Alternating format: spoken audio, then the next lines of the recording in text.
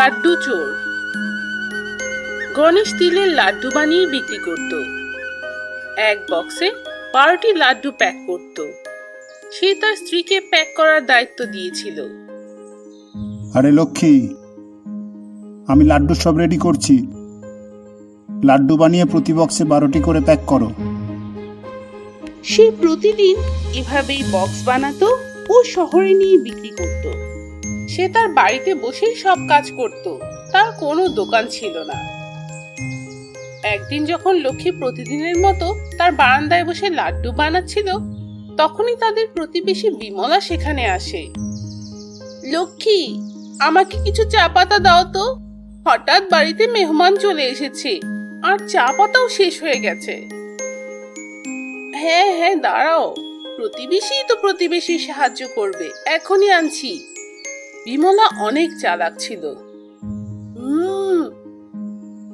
সুস্বাদু লাড্ডু, মেহমানের জন্য কিছু লাড্ডু নিয়ে যায়। লক্ষ্মী তো বোকা, সে বুঝতেও পারবে না। বিমলা 5টি লাড্ডু উঠিয়ে তার শাড়ির আঁচলে লুকিয়ে ফেলে। লাড্ডু খেয়ে বিমলার স্বামী বিমলাকে বলে, আরে প্রভু, এই লাড্ডু তো খুব সুস্বাদু। আরে ওই গণেশ আর লক্ষ্মী দুজনেই তো অনেক বোকা। কাল আবার গিয়ে কিছু লাড্ডু খেয়ে এসো। এখন বিমলা প্রতিদিন কোনো না কোনো জিনিস চাওয়ার বাহানায় লক্ষ্মীর বাড়িতে যেত আর লাড্ডু নিয়ে আসতো। বিকেলে গণেশ এসে লক্ষ্মীকে বলে, লক্ষ্মী, তোমার মন আজকাল কোথায় থাকে? লালাজি আমার সামনে লাড্ডুর বক্স গুনেছে, সেখানে এক বক্স কম ছিল। আর হ্যাঁ, এর আগেও একটা বক্সে 5টা লাড্ডু কম ছিল। লাড্ডু কি সব হাওয়ায় উড়ে গেল নাকি? এটা তুমি কি বলছো গো? এটা কিভাবে হতে পারে? হঠাৎ তখন বিমলা সেখানে আসে। না লক্ষ্মী, তোমার চা পাতা, শুধু একটু দুধ দিয়ে দাও, বিকাল হয়ে গেছে, কাল এনে ফেরত দিয়ে দেব। লক্ষ্মী চুপচাপ দুধ নিতে ভেতরে যায়, কিন্তু দুধ দেবার সময় সে ভাবে, এই বিমলাই আমার লাড্ডু চুরি করছে না তো? লক্ষ্মী যখন তাকে দুধ দেয়, তখন সে দেখে ফেলে যে বিমলা লাড্ডু লুকিয়ে রেখেছে। তখন লক্ষ্মী বিমলার পেছনে যায়। সে বিমলার বাড়িতে যায় আর জানালা দিয়ে দেখে যে বিমলা ও তার স্ত্রী হাসছে আর তাদের লাড্ডু খাচ্ছে। এই নাও, আরো লাড্ডু নিয়ে এসেছি। তখনই হঠাৎ তাদের ঘরের দরজা খুলে যায়। লক্ষ্মী ও গণেশ দাঁড়িয়ে ছিল। ভাই, লাড্ডু খাবেন তো আমার কাছেই চাইতেন, আমরা কি আপনাদের থেকে টাকা চাইতাম নাকি? এ কথা শুনে বিমলা ও তার স্বামী লজ্জা পায়। আমাদের কারো সাথে বিশ্বাসঘাতকতা করা উচিত নয়। সীমাপুর গ্রামে মোহন নামের এক লোক থাকত। তার মিষ্টি অনেক বিখ্যাত ছিল। একদিন তার 2 সন্তান স্কুল থেকে ফিরে তার দোকানে আসে। বাবা বাবা, আজকে পিঙ্কি ক্লাসে বকা খেয়েছে। বাবা, আজ রিঙ্কু বকা খেয়েছে।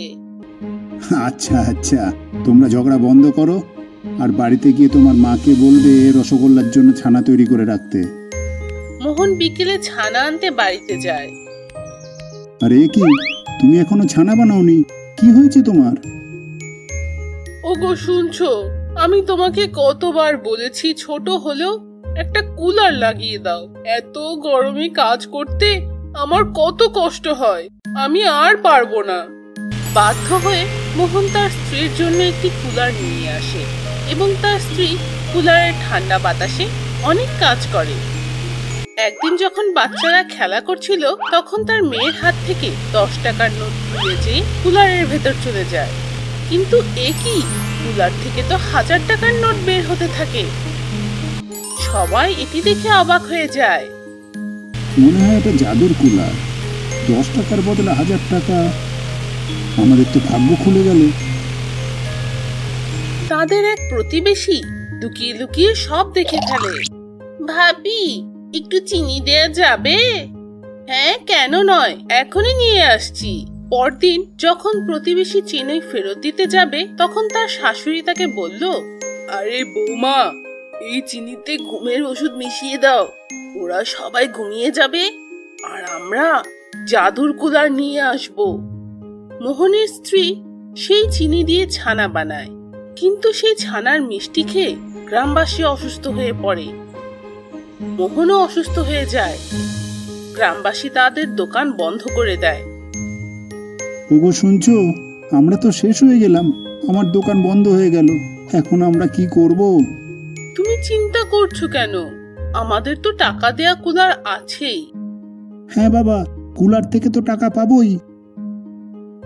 তুমি ঠিকই বলছো, কিন্তু যতই হোক, যদিও আমার কাছে জাদুর কুলার আছে, কিন্তু পরিশ্রম ও সততার সাথে টাকা উপার্জন করব, আর আমাদের সংসার পরিশ্রমের টাকাতেই চলবে। এক রাতে যখন মোহন ও তার পরিবার ঘুমাচ্ছিল, তখন তাদের প্রতিবেশী কুলার চুরি করে নিয়ে যায়। বাহ বউ বাহ, এখন মজা হবে, আমরাও এক রাতে ধনী হয়ে যাব। কিন্তু এ কি, যখনই তারা কুলারে টাকা দেয়, কুলার থেকে আগুন বের হতে থাকে। আরে এটা কি করলি রে? তুই এটাই ঠিকভাবে টাকা দিস না মনে হয়। হায় আমি গেলাম রে। তাদের এই অবস্থায় কুলার থেকে আওয়াজ আসে, তোমরা দুই বউ শাশুড়ি অনেক লোভী, এটাই তোমাদের ফল। বউ ও শাশুড়ি শিক্ষা পেয়ে যায়। তারা সেই রাতেই মোহনের বাড়িতে যেয়ে কুলার রেখে আসে এবং পরদিন সকালে সবার সামনে তাদের ভুল স্বীকার করে। গ্রামবাসী সত্য জানতে পারে এবং তারা মোহনকে তার দোকান খুলতে দেয়। Ambulance helicopter. এক গ্রামে মহিপাল নামের এক যুবক থাকত। সে লোকদের সেবা করত। পেশায় সে মেকানিক্যাল ইঞ্জিনিয়ার ছিল, কিন্তু সে গ্রামে থেকে লোকদের ট্রাক্টর, বাইক ও গাড়ি ঠিক করত। সবাই তার প্রশংসা করত। একদিন তার বাবা তাকে বলল, বাবা, আমার খুব আফসোস হয় যে তুমি আমেরিকায় চাকরির অফার পেয়েও গেলে না, এখানেই থেকে গেলে। তুমি কাছে আছো এটা আমার খুব ভালো লাগে, কিন্তু আমি তোমাকে সফল হতে দেখতে চাই। বাবা, আমি কোটি টাকা উপার্জন করতে চাই না। যখন আমরা কাউকে সাহায্য করি, তাদের থেকে আমরা ভালোবাসা পাই। এর দাম কোটি টাকার থেকেও বেশি। আর এমনিতেও চলার জন্য তো আমাদের অনেক জমি আছে, তাহলে এত টাকার দিয়ে কি হবে? সেই গ্রাম থেকে হাসপাতাল দূরে হবার কারণে চিকিৎসার অভাবে অনেক লোক মারা যেত। তাই মহিপাল গ্রামের লোকদের জন্য কিছু করতে চায়। সেই গ্রামেই পশুপতি নামের এক ধনী লোভী লোক ছিল। সেই লোকদের বিপদের সুযোগ নেয়ার জন্য গ্রামে একটি হাসপাতাল বানায়। সে তার হাসপাতালে লোকেদের চিকিৎসা করার জন্য অনেক টাকা নিত। একদিন মহিপাল একটি অ্যাম্বুলেন্স নিয়ে গ্রামে আসে এবং সে লোকদের বলে, শুনুন, আপনাদের আর পশুপতি হাসপাতালে যাওয়ার প্রয়োজন নেই। কোনো ইমার্জেন্সি হলে আমাকে বলুন, দিন হোক রাত হোক, আমি আপনাদের তখনই সরকারি হাসপাতালে নিয়ে যাব। সেখানে অনেক ভালো ডাক্তার কম টাকায় চিকিৎসা করাবে। এরপর থেকে মহিপাল অসুস্থ রোগীদের সরকারি হাসপাতালে নেওয়া শুরু করে। এতে পশুপতির উপার্জন কমে যায় এবং সে রেগে যায়। আরে, এভাবে চলতে থাকলে তো আমার ব্যবসা সব শেষ হয়ে যাবে, একে থামাতে হবে। পশুপতির লোকেরা মহিপালের অ্যাম্বুলেন্স প্রতিদিন নষ্ট করে দিত।